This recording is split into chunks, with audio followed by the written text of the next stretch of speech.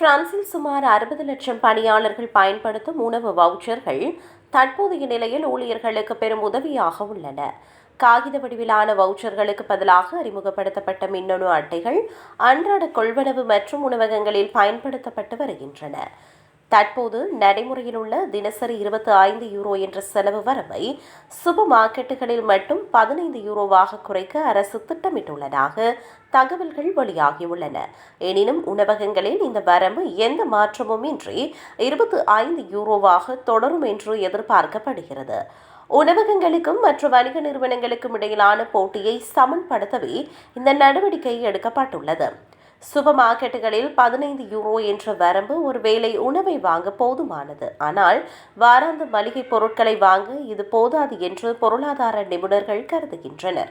எனினும் ஞாயிற்றுக்கிழமைகளிலும் சூப்பர் மார்க்கெட்டுகளில் உணவு வவுச்சர்களை பயன்படுத்தும் வசதி தொடர்வது ஒரு சாதகமான வளர்ச்சியாகவே கருதப்படுகிறது.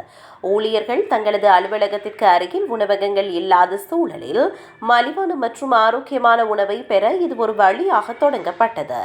உணவு வவுச்சர்களின் செயற்பாட்டை நவீனமயப்படுத்துவதை நோக்கமாக கொண்ட இந்த புதிய சட்டத்திட்டம் இலையுதிர் காலத்தில் விவாதத்திற்கு வரவுள்ளது. இதனை வர்த்தகத்துறை அமைச்சர் கடந்த ஜூன் மாத மத்தியில் அறிவித்தார்.